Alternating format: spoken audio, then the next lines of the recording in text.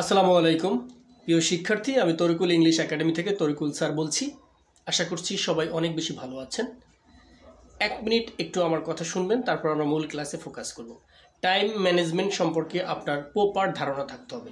যদি আপনি time management সম্পর্কে প্রপার ধারণা না রাখতে পারেন, তাহলে আপনি যে সেক্টরেই যান না কেন, যেখানেই ইমপ্রুভ করতে চান না কেন, আপনি কিন্তু সঠিকভাবে সেখানে ইমপ্রুভনেস নিয়ে আসতে পারবেন না, বিকজ আপনার টাইম ম্যানেজমেন্ট সম্পর্কেই আপনার নলেজ নেই। এর জন্য টাইম প্রপারলি এটাকে ইউটিলাইজ করতে হবে কীভাবে, এটি আপনাকে শুরু থেকেই জানতে হবে। সেটি একটি ভাষা হোক বা আপনি যে সেক্টরেই আপনার স্কিলকে ইমপ্রুভ করতে চান, সেই সেক্টরকে যদি আপনার দক্ষতার সাথে পরিচালনা করতে হয়, তাহলে অবশ্যই আপনার টাইম ম্যানেজমেন্ট জানতে হবে। এখন টাইম ম্যানেজমেন্টের কয়েকটি ধাপ রয়েছে, সেটি একটা ভিডিওতে আলোচনা করা যাবে না।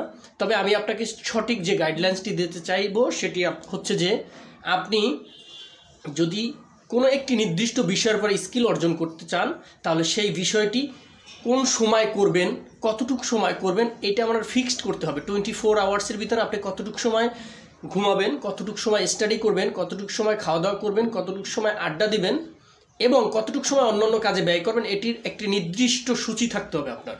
তারপরে কিন্তু আপনি এরপরে ভিত্তি করে কিন্তু আপনি যে বিষয়টি স্কিল নিতে চান, সেই বিষয়টির উপর ফোকাস করতে হবে যে আপনি কতটুকু সময় সেই বিষয়টির পরে দিবেন। এভাবে কিন্তু টাইম ম্যানেজমেন্টগুলোকে আপনার বিভিন্ন সেক্টরে বিভিন্ন অবস্থানে আপনার ক্রিয়েট করতে হবে এবং সেই অনুসারে আপনার কাজ করতে হবে। ঠিক আছে, চলুন আজকের ক্লাসটি শুরু করি। অত্যন্ত গুরুত্বপূর্ণ একটি ক্লাস, আশা করছি ধৈর্য ধরে আমার সঙ্গেই থাকবেন।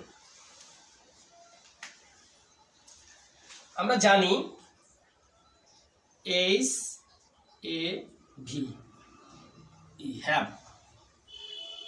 হ্যাভ অর্থ হচ্ছে কি? আছে। ভালো করে লক্ষ্য করুন প্রিয় শিক্ষার্থীরা, আছে, হ্যাভ অর্থ আছে। এখন আপনাকে একটা বিষয় মনে রাখতে হবে যে সাবজেক্ট বেসিস আমাদেরকে কিন্তু কথা বলতে হয়। শুধু যে আমি নিজে বলি তা না, আরও তো পার্সন রয়েছে। এই পার্সনকেও আপনাকে কিন্তু একটা সিস্টেমের ভিতরে রেখে প্র্যাকটিস করতে হবে, কারণ প্রত্যেকটা পার্সন থেকেই কিন্তু আপনাকে কথা বলা জানতে হবে। ঠিক আছে, আমি আর তুমি এই দুজন মিলে তো কথা হয় না। সে আছে, তারা আছে, যে কোনো একটা নাউন রয়েছে, অর্থাৎ প্রত্যেককেই কিন্তু তার আলাদা আলাদা কাজের জন্য ব্যবহার করা হয়। সো আমরা আজকে জানবো যে এই হ্যাভটাকে আমরা কোন কোন সাবজেক্টের সাথে এবং সাবজেক্ট বেসিসে কিভাবে চর্চা করতে হয়। চর্চা না করলে কিন্তু আপনি এগুলো জড়তা কাটিয়ে উঠতে পারবেন না, ঠিক পাশাপাশি কিন্তু এর ব্যবহারগুলোও কিন্তু সঠিকভাবে করতে পারবেন না। আজকে এই ক্লাসটিতে আশা করছি বেসিকে আপনার এই হ্যাভের ব্যবহারটা কোন কোন সাবজেক্ট এবং সাবজেক্ট ওয়াইজ কীভাবে করা যায় সেভাবে করে তারপরে কিন্তু নেক্সট ক্লাসে আমরা এর বিস্তারিত আলোচনা করব।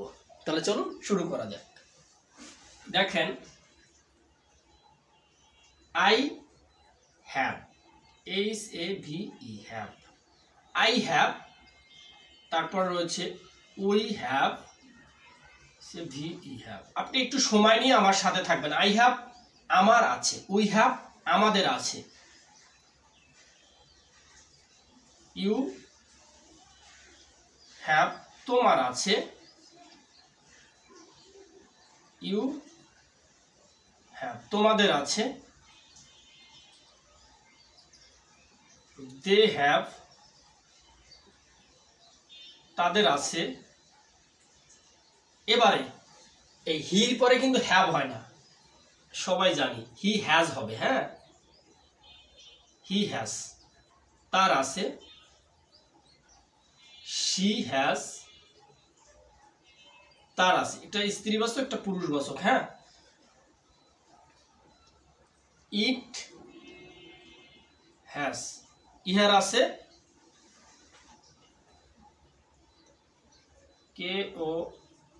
KORIM করিম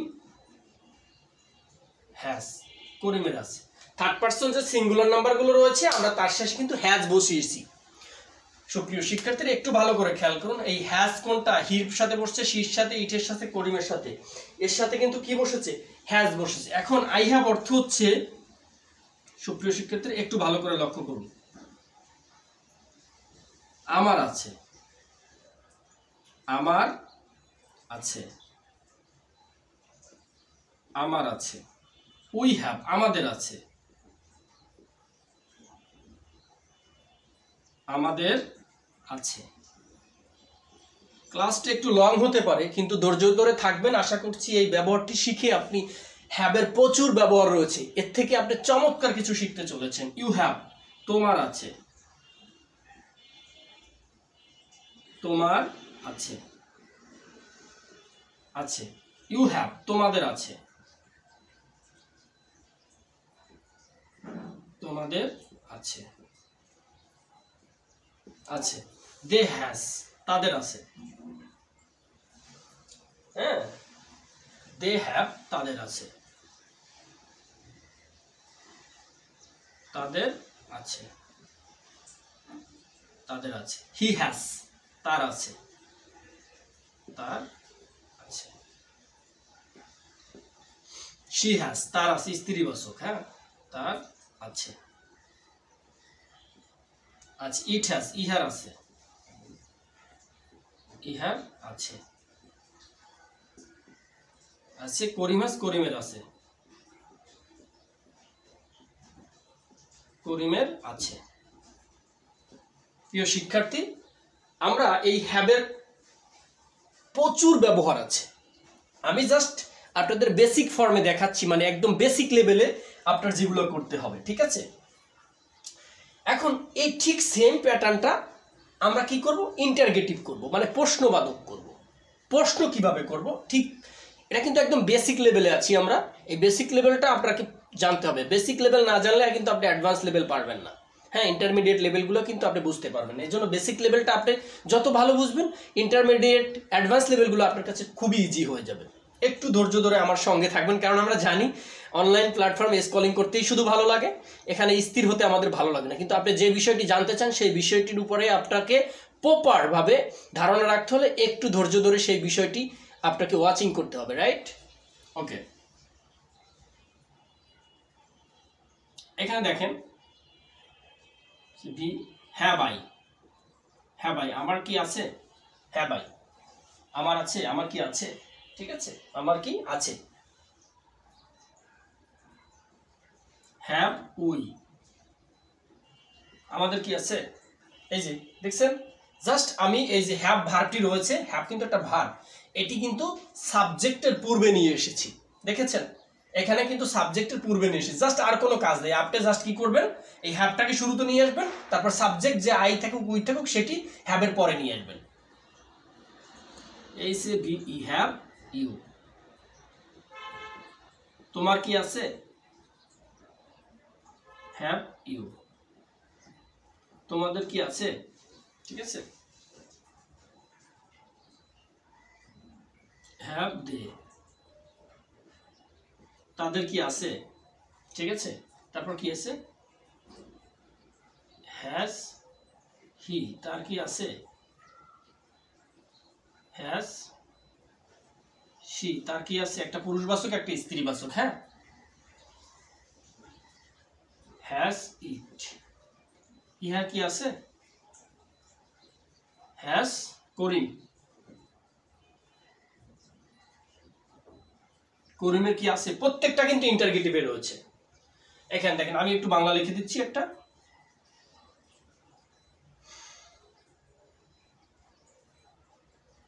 আমার কি আছে। প্রিয় শিক্ষার্থীরা, একটু ধৈর্য ধরে আমার সঙ্গে থাকবেন, তাহলে কিন্তু আপনি বিষয়টি পুরোপুরি বুঝে যাবেন। ঠিক এই হ্যাভ উই, আমার কি আছে, হ্যাভ ইউ, তোমার কি আছে, হ্যাভ ইউ, তোমাদের কি আছে, হ্যাজ দে, তাদের কি আছে, হ্যাজ হি, তার কি আছে, হ্যাজ শি, তার কি আছে, হ্যাজ ইট, ইহার কি আছে, হ্যাজ করিম, করিমের কি আছে। ঠিক প্রত্যেকটা কিন্তু এভাবে এটার অর্থ প্রকাশ পাবে। জাস্ট এটা হচ্ছে ইন্টারগেটিভে রয়েছে, এটা কিতে রয়েছে, ইন্টারগেটিভে রয়েছে, আর এটি একটা ফরম্যাটে রয়েছে অ্যাফার্মেটিভে। জাস্ট এখন আপনাকে এইটা কি করতে হবে, জাস্ট প্র্যাকটিস করতে হবে। কিভাবে চর্চা করবেন আমি বলে দিচ্ছি। আপনি বারবার দেখে দেখে, কোন ডোন্ট মেমোরাইজ, মুখস্থ করা যাবে না, বাট আপনি দেখে দেখে বলবেন। আই হ্যাভ আমার আছে, উই হ্যাভ আমাদের আছে, ইউ হ্যাভ তোমার আছে, ইউ হ্যাভ তোমাদের আছে, দে হ্যাভ তাদের আছে, হি হ্যাজ তার আছে, শি হ্যাজ তার আছে, it has yes Karim has করিমের আছে। হ্যাভ আই আমার কি আছে, হ্যাভ উই আমাদের কি আছে, হ্যাভ ইউ তোমার কি আছে, হ্যাভ ইউ তোমাদের কি আছে, হ্যাভ দে তাদের কি আছে, হ্যাজ হি তার কি আছে, হ্যাজ শি তার কি আছে, হ্যাজ ইট ইহার কি আছে, হ্যাজ করিম করিমের কি আছে। এখন এইটার যখন আপনি বারবার পরে পরে প্র্যাকটিস করে যখন আপনার মুখের জড়তা কেটে যাবে, তারপর কিন্তু আপনারা ব্যবহার শুরু করবো। যেমন আমি আপনাকে দেখাচ্ছি, একটু লক্ষ্য করুন প্রিয় শিক্ষার্থী, তাহলে কিন্তু আপনার এই বিষয়গুলো পুরোপুরি ভালো বুঝতে পারবে না। যেমন দেখেন, একটু সিম্পল আমি উদাহরণ দিচ্ছি। আই হ্যাভ আ কার। আমার একটা গাড়ি আছে। আমার একটা কি আছে? গাড়ি আছে। দেখেন, উই হ্যাভ আ কার। আমাদের একটি গাড়ি আছে, ঠিক আছে, আমাদের একটা গাড়ি আছে। এরপর দেন, সবগুলো থেকে দেখাইলে অনেক সময়ের প্রয়োজন আছে। আপনি বেসিকটা বুঝতে পারবেন, কারণ এই বুঝনের ভিতর থেকে আপনি বুঝে গেলে তারপরে কিন্তু সবগুলো নিজে থেকেই করতে পারবেন। হি হ্যাজ আ কার, কার। তার একটা গাড়ি আছে। হি হ্যাজ এ কার, তার একটা গাড়ি আছে, ঠিক আছে। দেখেন তারপর কি আছে? করিম, KORIM, করিম হ্যাজ আ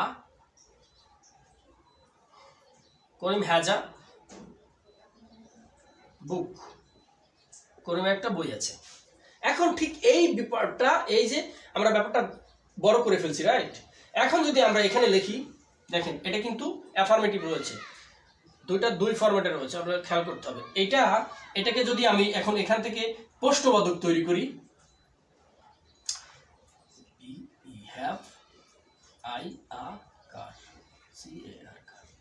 আমার কি একটা গাড়ি আছে? এটা আমরা সাধারণত বলি না। আমার কি একটা গাড়ি আছে, এটা কি আমরা বলি না, কিন্তু আপনার এই ফরম্যাটই ব্যবহার করতে হবে, বিকজ এইটাই সঠিক নিয়ম। এইভাবে কিন্তু আপনার প্র্যাকটিস করতে হবে। আয়েরটা আমরা স্কিপ করবো, কারণ আয়ের থেকে আমরা বলি না। আমার কি একটা গাড়ি আছে, আমার একটা বাড়ি আছে, আমার কি একটা ঘর আছে, আমার কি একটা কল আছে, আমার কি একটা গাড়ি আছে, আমার কি একটা বাগান আছে, এরকম আমরা বলি না। আমরা বলি রহিমের কি একটা বাগান আছে, করিমের কি একটি বাগান আছে, এভাবে বলি, ঠিক আছে? এভাবে আমরা বলি। এখন এই আছে শব্দটা কিন্তু প্রচুর ব্যবহার রয়েছে, শুধু হ্যাভেন না। এই আছে এটা কিন্তু মানে অনেকগুলো ব্যবহার আছে। যেমন আমার একটা কি আছে? বাগান আছে, THERE, there is a garden, GARDEN, garden. এখানে দেখেন, there is a garden, there is একটি বাগান আছে, হ্যাঁ, দেয়ার ইজ আ গার্ডেন, একটি বাগান আছে। এই দেয়ার অর্থ কিন্তু আছে, দেয়ার অর্থ কি? আছে।